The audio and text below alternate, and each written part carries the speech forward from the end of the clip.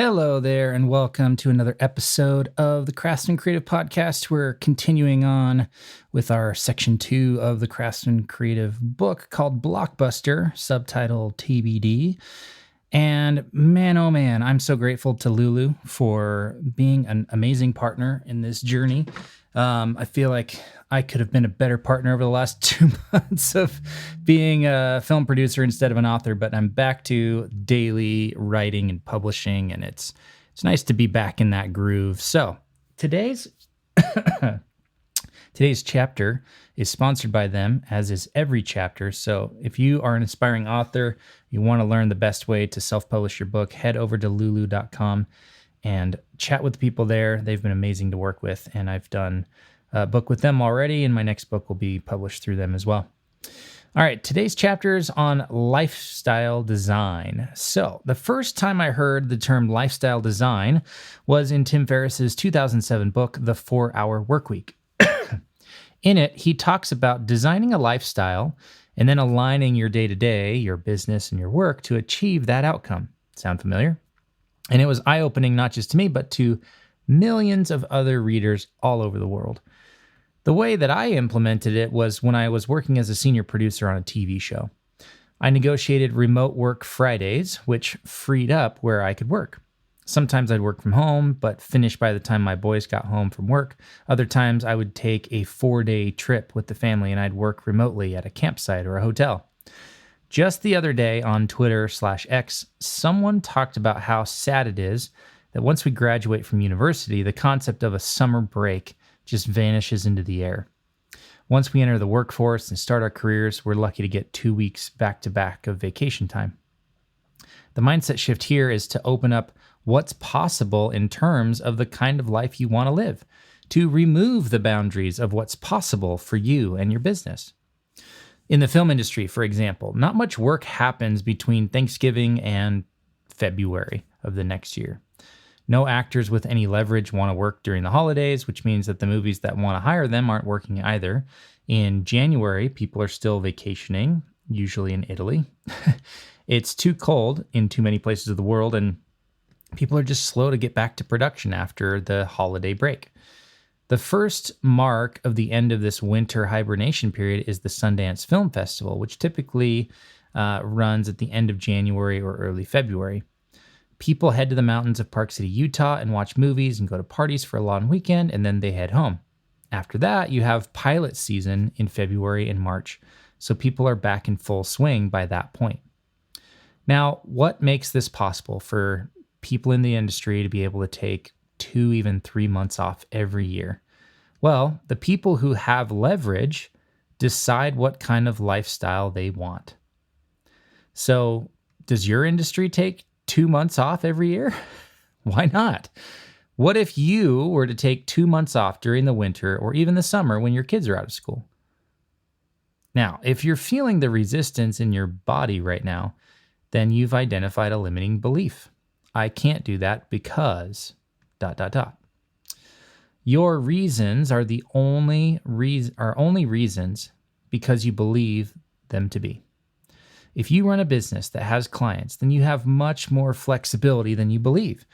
You could set a new precedent that you only work 30 hours a week during the summer, like Basecamp does.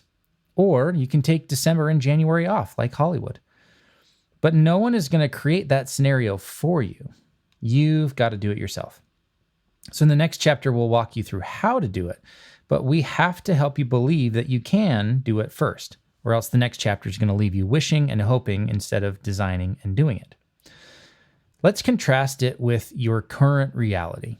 If you're like most of the creative business owners I know, you have a reality that includes many, if not all, of these scenarios.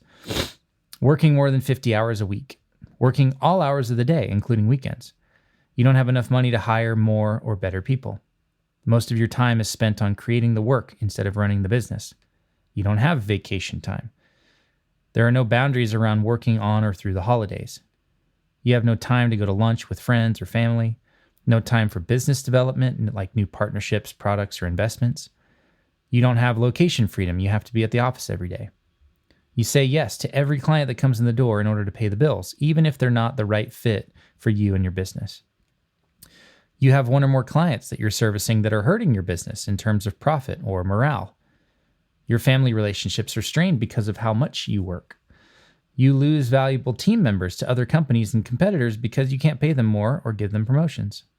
You're at max capacity because you can't afford to expand your team, or you're a bottleneck in the business because too much of the process relies on you. Now, if any of that resonates, how does it feel? Do you love working this way?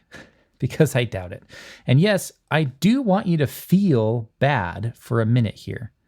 Not feel bad, but feel bad. Take a second to sit with whatever emotion you're feeling right now, even if it's guilt or shame or embarrassment or frustration. You need to see that your current reality is not the outcome that you want for yourself and your business. Okay, now you got to let that part go. If you need some help, here's my favorite dad joke of all time, and I want you to read it out loud for full effect. When does a joke become a dad joke? When it becomes apparent. Did we get you out of the emotional depths of despair? Good. If the current reality you're living is not the desired reality you want for you and your business, then we need to take a look at what needs to change. We need to define the outcome so that we can implement the craftsman mindset approach and reverse engineer those outcomes. We need to design your life. That's what we will do in the next chapter. So for now, take action. I want you to take some time and write out all of the reasons you must change your current reality and actively pursue a new one. Who will it impact and how? What will be different if you do it? Who will you become? What will be different and what will be possible? So turn on some music, take 10 to 20 minutes, and just free write without stopping or editing. Use those questions as prompts. Get it all out on the page. Now, I recommend doing this with paper and pen or even pencil rather than digitally. There's just something that happens when it's a physical act.